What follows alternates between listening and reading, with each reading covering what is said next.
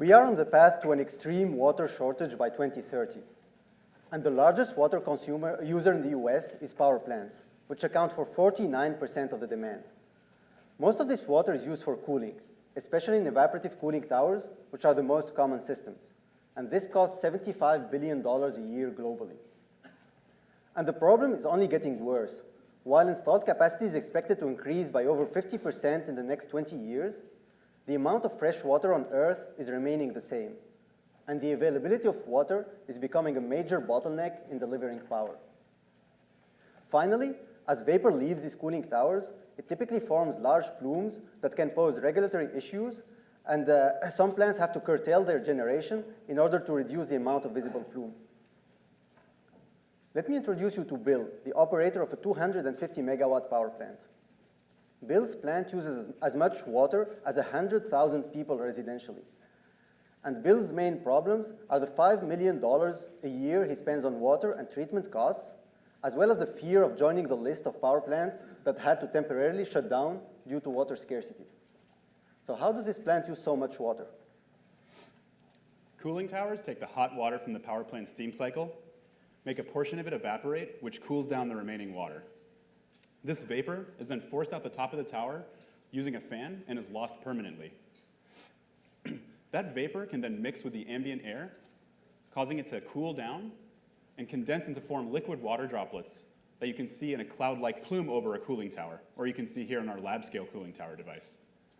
These evaporative losses add up to almost 2,000 gallons per minute of water losses for a 250 megawatt plant at a cost of $5 per 1,000 gallons. And as more and more water evaporates from the system, the remaining system water becomes contaminated with salts and precipitates and needs to be purged and treated in what's called blowdown. These losses add up to 650 gallons per minute, but at a cost of $15 per 1,000 gallons. So this means that a power plant operator needs to add almost 3,000 gallons per minute of fresh water just to overcome these losses, and it costs them a blended rate of $7.50 per 1,000 gallons. We have the solution to this problem. At MIT, we've developed a patent-pending technology that can harvest large volumes of water from cooling tower plumes so the same water can be reused again and again for cooling. The device consists of two major components: a charging electrode that charges the escaping water droplets with an electric charge, and then creates an electric field between itself and the second component, which is a dome-shaped metallic mesh that's called the collector. The collector then attracts those liquid water droplets, drains it, and recycles it back into the cooling cycle. And because the water we are collecting is extremely pure, it's essentially demineralized water, not only do we reduce those evaporative losses, but also we can reduce the water treatment required for those blowdown losses. And lastly, because that water that has left the cooling tower has mixed with the ambient air, it's rejected its heat to the air via the latent heat of vaporization. And so most of that heat has already been rejected, so by recycling the liquid water that we collect, we don't pose any risk on the cooling cycle efficiency. At MIT, we've been working on this for 4 years as part of our MIT PhD work, which has resulted in a patent, as well as an upcoming scientific publication. And we've also built a prototype of this device. So as you can see, with our device off, the plume can pass through it unaffected. However, when you switch the device on, the plume vanishes almost instantaneously, and the water begins to collect. Driven by the electric field, droplets of water form all over the mesh, rapidly coalesce with one another, and grow in size. We've also optimized the geometry, as well as the surface chemistry of the collector, such that when the droplets reach a critical size, they can easily shed down the periphery of the mesh and collect in an efficient way. And by optimizing the total design, we've reached collection efficiencies now of over 80% of the liquid water droplets. So in 2017, we started our first industrial scale pilot at the MIT cogeneration power plant. It's a 20 megawatt system located on campus, a natural gas system. We've been collecting operational data on their cooling towers, as well as installed a scaled down version of one of our collectors on their system. We've also completed the first full-scale design and manufacturing of our collector that's slotted to go in this summer. This is also a really important milestone for infinite cooling, mainly because although this is just a 20 megawatt system large enough to power MIT's campus, 200 megawatt systems or 2,000 megawatt systems will all use cooling towers of this size, 20-foot diameter. Essentially, they'll use more or less of the same cooling tower design. We've also completed the third-party validation of the mechanical and electrical stability of the device, wind loading, lightning protection, et cetera, which is also another key milestone in terms of bringing this product to the market. We plan to run this pilot for 1 to 2 months before taking on first commercial installations, and then additionally continue to parallelize and run this for 12 months to identify the maintenance requirements and the longevity data of this product. And so coming back to a 250 megawatt system, we can save one single 250 megawatt plant 150 million gallons of water per year, offsetting $1 million in water sourcing and water treatment costs. And because our device is extremely low power consumption, only about 10 to 15 kilowatts for this size system, it would only consume about $8,000 to $10,000 a year in electricity costs. And lastly, we can change our customers' cooling towers from looking like that to something like that, which can be really important for our urban customers who have local plume regulations, as we talked about before. To install one of these devices, Infinite Cooling would begin by identifying the customer specifications. Then all of the components of our device are readily available from existing manufacturers, and we'll outsource it from them, including several geodesic dome manufacturers that we already have working relationships with. We will then work with an EPC contractor, specifically one who works in the cooling tower industry, in order to install our device. And this is a really important note here, that our device, because cooling towers are extremely over-spec'd for power plants, essentially our device will cause no power plant shutdown for the installation process. Then we'll continue our work with the EPC in order to provide yearly maintenance of the device, where anticipated modes of maintenance will be corrosion and scaling, which are already dealt with in cooling towers.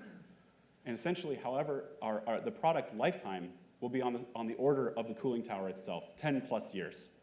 And so when you add up all of these costs, Infinite Cooling, it would cost Infinite Cooling about $500,000 in order to install one of these devices for a 250 megawatt plant, which also includes a 30% contingency factor. We have chosen a pricing model of a $2 million upfront installation cost and $200,000 a year for O&M. This provides our customers with a 2-year payback period. We have chosen this pricing model because we have talked to several customers, and they told us that they want to pay upfront and then own and operate the device. And they also told us that a 2-year payback is a very attractive investment in this industry, with the potential of a rapid expansion in their network of plants once it's proven on one of the plants. If we compare our product to our competitors, it's not only cheaper than the status quo, it also has lower operational costs and CapEx than all of our other competitors. It's also the only one that can be retrofitted to existing cooling towers. If you look at the competition, the main competitor is dry cooling, which is very expensive, energy intensive, and reduces the energy efficiency of the plant, resulting in levelized costs of energy that are higher by up to 10%. That's why our product is the cheapest and best option for power plants who wish to save money and water. Our market encompasses all thermoelectric power plants, such as renewables like concentrated solar and geothermal, as well as traditional coal, gas, and nuclear plants. We have identified a beachhead market of $240 million, comprising the 200 power plants in the US that have the highest water costs, many of which are in California and in the Northeast. After tackling our beachhead market, we'll enter our total addressable market of $8 billion in the US and over $20 billion internationally. International markets like India and China are very attractive because they are rapidly growing and are facing major water crises. We have talked to several industry leaders, including the leading utility companies in the US, and we have received great feedback on our product. We are also in advanced discussions with several of these potential customers to have our first commercial installation by the end of this year. We have also talked to regulatory agencies, such as the Massachusetts Department of Environmental Protection and the Department of Energy, to start establishing our product as a new standard for best water practices in power plants. We have been working on this technology at MIT for the past 4 years, and we have developed a strong know-how on how this technology works. We also have 1 patent pending that was filed by MIT in the US, Europe, Japan, and 8 other major countries, and we are getting an exclusive license for that patent. Infinite Cooling is also filing for a second patent in the next few weeks, and some of the product features are kept as trade secrets. We have gotten about $300,000 in non-dilutive funding from startup competitions that we won at MIT and nationwide, as well as some R&D grants. And our next milestone will be our pilot that we hope to have running by July of this summer. And we are currently raising a seed round of $2.5 million, most of it, 60% of which will be used to hire engineers and other team members. Some of it will be used for our legal fees, especially IP, as well as other expenses, including the pilot expenses. So if we are successful in this competition, we hope to use the funds to be able to delay our seed round by a few months and finish our pilot first, which will be a major milestone to de-risk our company, and that will allow us to get better terms and also to attract talent. If we look at the financials, the $2.5 million will last us for 2 years, in which we'll finish perfecting the technology and we'll have a product that's ready for sale. And as Karim said earlier, these systems are very similar, so once we have our first successful commercial installation, we expect to be able to exponentially grow, and that's why we'll raise a Series A of $5 million in 2020, and then rapidly expand and reach about $80 million in revenue by year 5. So in the next 5 years, we'll be focused on water savings in power plants. But beyond those 5 years, let's look at the bigger impact that we can have on the global water scarcity problem. Water needs are growing, and the main solution that many countries are using is seawater desalination using reverse osmosis. Our technology could provide the same water at 50 times less energy cost and OPEX, and it's much cheaper to install as well. And if fully deployed, it could offset 70% of the planned desalination installations in the next 10 years.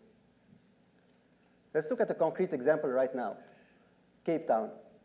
A lot of you have probably heard of this South African city that's running out of water in what they are calling Day Zero. The solution they opted for is a desalination plant that's producing water at a very high cost. But if you look at the map, 15 miles away from this city, there is a 2 gigawatt nuclear plant. If that power plant had infinite cooling equipped cooling towers, it could produce more water at a cost that's 8 times lower than that desalination plant. And this is true for many other cities around the world. We have the team that can make all of this happen. I am Maher, the co-founder and CEO of Infinite Cooling and the primary inventor of the technology. I just finished my PhD at MIT in mechanical engineering. This is Karim, our CTO and also an MIT PhD. We both have expertise in fluid mechanics, heat transfer, and materials, as well as minors from the Sloan Business School at MIT. Our third co-founder is MIT professor Kripa Varanasi, who was our PhD advisor and who also founded 2 other companies in the last 5 years and raised over $20 million for them. We are currently finalizing discussions to hire a COO who is an experienced person with over 10 years of experience in this particular industry. As advisors, we have Derek Warnick, who is a CFO of a power plant developer and who has a deep expertise in the financials and the operations in the power industry. We have John Sepich, the plant manager of the power plant where we are doing our pilot and who really understands the internal operations of power plants. And we have Mark Gregg, who has been a serial entrepreneur in this field and who has been selling products to power plants for the last 20 years. We are Infinite Cooling, and our mission is to enable water-sustainable electrification and save the power industry $10 billion a year with a 2-year payback. Thank you.